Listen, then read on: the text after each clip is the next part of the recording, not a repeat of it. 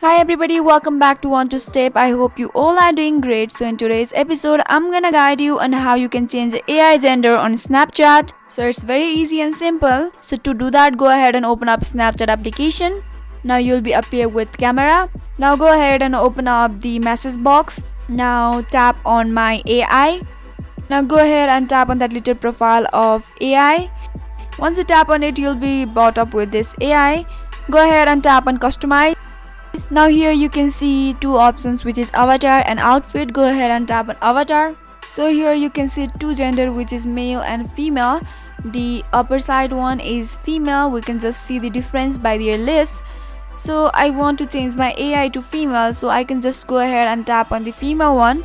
Once it's done, now you can just select anyone, and you can also edit and change their outfit, your skin color or anything, and save the changes.